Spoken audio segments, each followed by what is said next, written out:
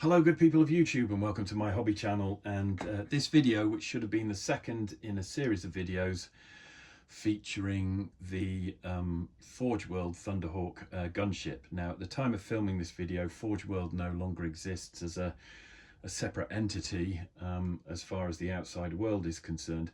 My understanding is it's been reabsorbed back into Games Workshop, although the Forge World branding still appears on a lot of the bags and the paperwork that you get with a purchase like this. The quality of the modelling is still of a very high standard. The resin is superb in terms of how it looks and feels when you unpack the model and start to slot the pieces together, as I have done here. But unfortunately I've run into a couple of problems that actually leave me feeling quite sad that Forge World no longer operates with the kind of level of independence that it did once have. So there are two things that are an issue with my particular casting that I've received. The first is with the clear canopy. There are some marks on the glass that I'm not happy with. And the second is the fact that the nose was deformed when it arrived, so that the ramp wouldn't fit into the opening. As you can see, it fits now because I did contact Games Workshop first of all when I identified these problems. I was unboxing this model in my previous video. I don't know if I left in or edited out the remarks that I made at the time, but the canopy looks as though it's had some chemicals spilt on it, which has etched into the surface of what should be clear glass, and the nose was deformed and needed reshaping. Before I did anything, before I tried to solve any problems myself, I contacted Games Workshop. So that would be my advice to you if you find yourself in the same situation that I'm in. Before you try any remedial work, if you've got substandard parts, photograph them and contact Games Workshop customer services. Now I'm trying to break this down and keep it a short video and keep it factual. I'm not interested in hating on Games Workshop. I'm not interested in propagating any kind of negativity or any hyperbole either. I'm not interested in any of that. It's not helpful to anyone. And anyone who's followed my channel over the last year or so will know that this is a channel which focuses on hobby, the practicalities of hobbying. And the foundation to that is good mental health. I have my own mental health struggles and battles, and I know that a lot of you who watch my channel also have your own personal battles with health or mental health or past trauma. So I'm focusing on what's on the table in front of me and my experience in building the model, moving forward, and the hurdles or pitfalls that I've encountered. And it just so happens that with this particular very expensive purchase, I've received some substandard parts. Of course I'm disappointed about that. Of course I'm angry about that.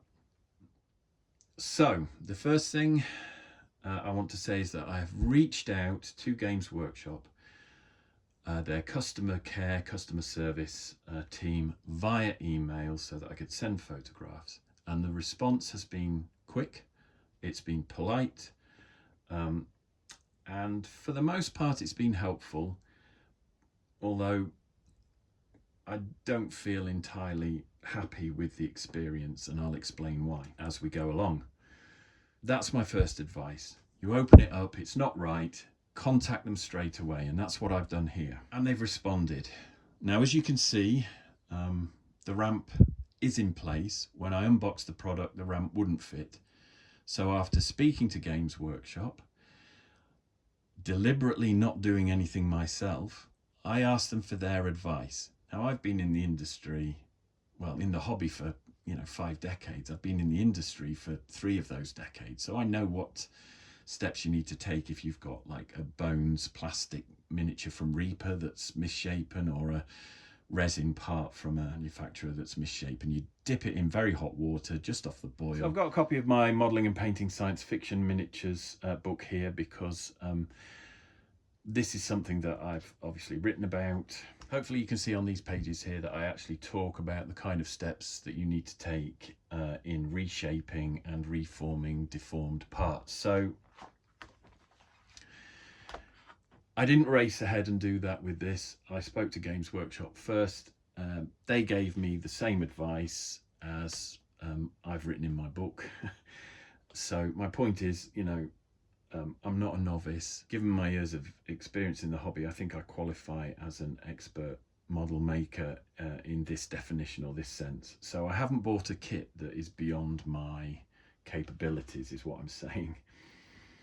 But I reached out and asked them for their advice, because if, as is the case, I try to remedy the problem according to their instructions and the remedy doesn't work, I'm going back to say, hey, you advised me to do this, I've done it, and it still doesn't work. And that's the situation I'm in. So hopefully I can get this to show. I mean, I know it's a minor problem. I don't know if you can see it there, but there are marks on the glass there. There's some sort of milky staining on the panels. It's on that one, it's on that one, it's actually down at the bottom on that one there, and when the light catches this side one, it looks like it's cracked. It isn't cracked. Again, it's a mark. Now, to me, that looks like a chemical spill. I thought it might be release agent. I didn't clean this. I didn't try and clean this until I'd photographed it and sent the photographs to Games Workshop to say, hey, look at this. Once they got back to me, then obviously I felt that I could clean it because I've already demonstrated the problem. So I've cleaned this in hot soapy water and it's made no difference. If I run my finger over there, the clear parts of the windscreen feel smooth, and then you come across and it just feels, it's rough, like a chemical has been spilt on it. Now, Games Workshop's response to this was that the milkiness is a characteristic of casting in clear resin. That wasn't a satisfactory response as far as I was concerned. My experience in the industry would tell me otherwise anyway. And in fairness to Games Workshop, they are replacing this part. Now, if this had been a model that cost 50 quid, then I might have just got the gloss varnish out and had a go at trying to hide what was on there. I might have even fashioned some windscreen wipers and done some mud on the windscreen or something, because it, you know, it was a 50 quid model, but it's not. This model cost me £619. It costs more to buy this model than it did to service my car. £619, I believe, is over $900 US. So it's a big investment. And as I pointed out to Games Workshop in my email, for that kind of price, I expect perfection, not near perfection. And the glass canopy is a focal point. If this model is on the table with a painted cockpit and painted crew, you're going to want to lean down and take a closer look. And where are you going to look? You're going to look through the windscreen or the windshield, aren't you? So, not happy. And they are replacing that part. That brings us to the issue of the nose and the ramp. When I unboxed this, the ramp wouldn't fit in. Now, I want to say at this stage, this wasn't an impulse buy. I did my research before I purchased this product. I had a look online. I had a look at other people's experiences. I watched a lot of videos where other people have, you know, bought this model.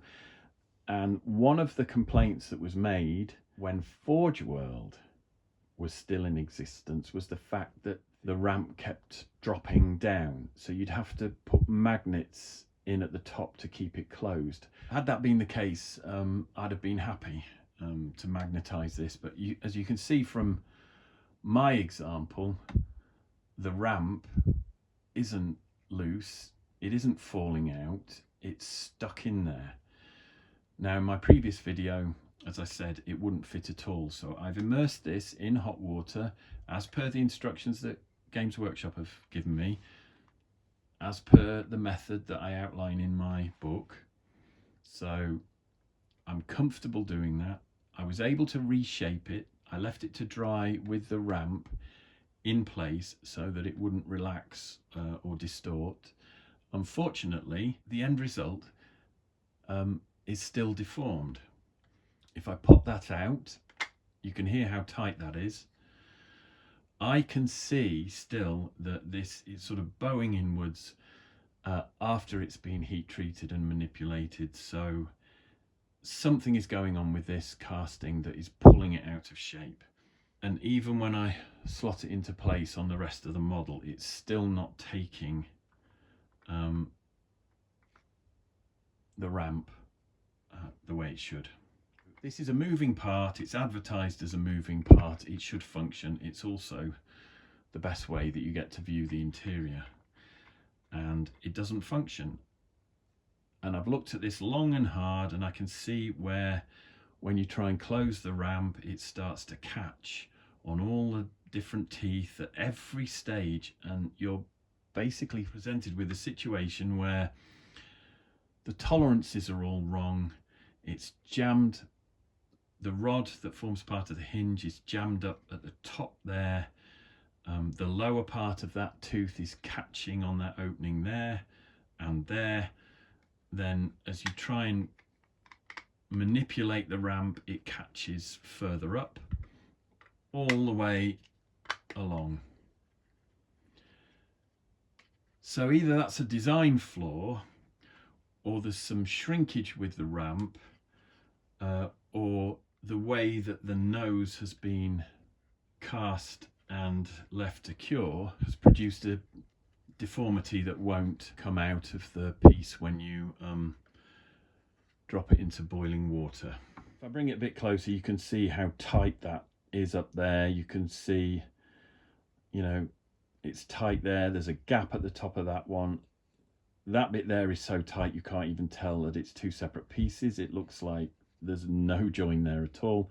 And then you've got this gap at the top. You've got a gap at the top there, and no gap at the top with the hinge. So there could be some shrinkage with the ramp.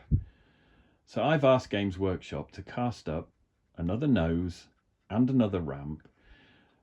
All I had to do in terms of cleaning up the ramp was cut off two little feeds. It took me 2 seconds and slot it in place so that when I was reshaping this, I could drop that in. It took me 2 seconds.